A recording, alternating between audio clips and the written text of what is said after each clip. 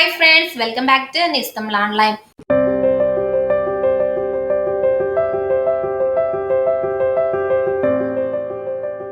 கேரளாவில் மூளையை தாக்கும் அமீபா நோய், அதாவது பிரெயின் ஈட்டிங் அமீபா அதிகரிச்சு வர்றதால மக்கள் எல்லாமே அதிர்ச்சி அடைஞ்சிருக்காங்க.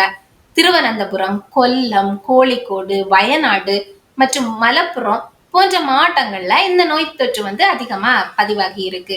ஏரி, ஆறு, சரியா பராமரிக்கப்படாத நீச்சல் குளம் மற்றும் நீர் தேக்கங்கள்ல காணப்படும் அசுத்தமான நீர்ல, அதாவது டர்ட்டி நீர்ல இந்த அமீபா உயிர் வாழும். இந்த அமீபா ஒரு ஆளோட மூக்கு வழியா உடலுக்குள்ள நேரடியா நுழைஞ்சு மூளைய அடையுது.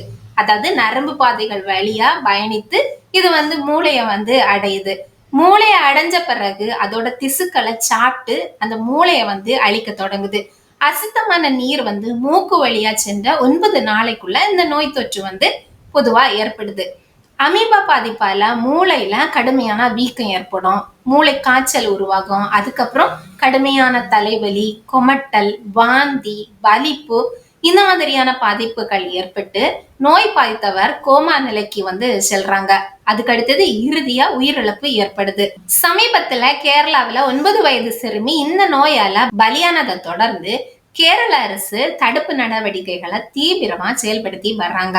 இப்போ 3 மாத குழந்தை உட்பட மேலும் 2 பேர் இந்த நோய்க்கு பலியாயிருக்காங்க. ஆகஸ்ட் மாதத்துல மட்டும் கேரளால மொத்தம் 3 பேர் இந்த அமீபா பாதிப்பால உயிரிழந்திருக்காங்க. கோழிக்கோடு மாவட்டத்தை சேர்ந்த ஓமச்சேரியை சேர்ந்த அபுபக்கர் சித்திகோட 3 மாத குழந்தை 1 மாத சிகிச்சைக்கு பிறகு நேற்றுக்கு சிகிச்சை பலனின்றி உயிரிழந்திருக்கு.